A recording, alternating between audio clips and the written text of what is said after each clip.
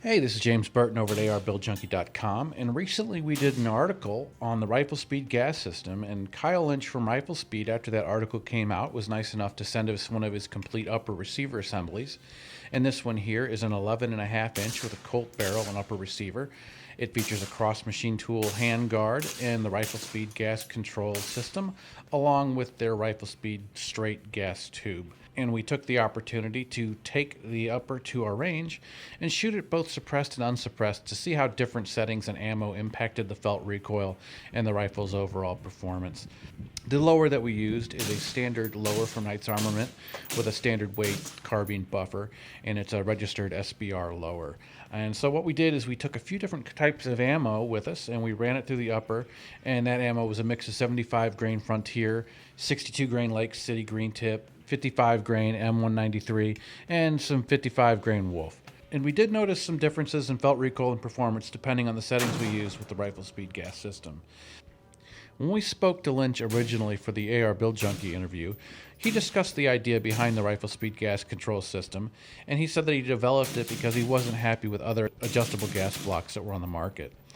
When we talked about his reasonings for wanting an adjustable gas block, he mentioned that conditions, when they change, can affect the performance of your rifle. Conditions can change the performance of ammunition. Cold weather can affect metal parts on your rifle and even impact the performance of lubricant on your gun. When we fired the upper, we did notice ammunition does play a role in what setting to use.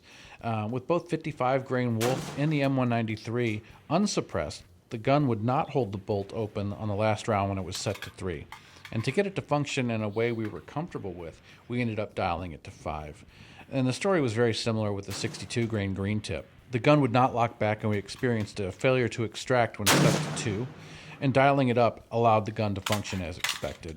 And the Frontier 75 grain also liked a setting around 5. So for normal unsuppressed shooting, I think you'd be safe to say that a setting of around 6 would be a good number to start at. Moving on to shooting the rifle with a suppressor, the gun functioned well with a gas setting at 2. And with the 62 grain and the 75 grain, we were able to shoot the rifle suppressed successfully at 1, and that made for some very smooth shooting. As far as the Riflespeed gas control system and its build quality, Lynch says that it was conceived, designed, and developed to be military or duty grade.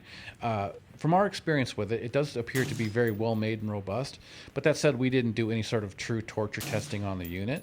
But Lynch says that he did, and he indicated to us that in his development, he mentioned deliberate destructive testing, and all he was ever able to do was burn out barrels and blow up suppressors. And he says that the barrel or some other part of the gun will fail first, which was his goal. And the true wear item on this gas control system is actually a small plunger, which is intended to take the abuse. And you can replace that plunger as it's an $18 part that can be swapped out with no tools in about a minute. So in summary, I think if you're looking for an adjustable gas block for your rifle, if you determine that that's something that you want and need, this is a viable option. I think as far as why you would perhaps want an adjustable gas system, perhaps your bolt isn't locking back on the last round, indicating that there's not enough gas going to your gun.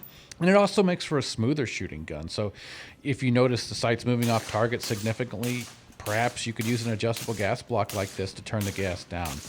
In our own testing, we did notice an improvement in the recoil sensation when we would dial it down from 7 to 2.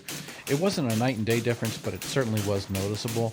And if I were in the market for an adjustable gas block, I think this would definitely be on my short list of ones to research. That said, I certainly would do some research to see if an adjustable gas block is actually right for you. We've done a lot of writing over at AR Build Junkie and interviews in the past talking about that and whether they are worthwhile or not, and you should definitely do your own research on that. In closing, I would say if you have any questions, please just shoot us a comment or feel free to check out the gas system in further detail over at riflespeed.com. Thanks for your time. Have a good one.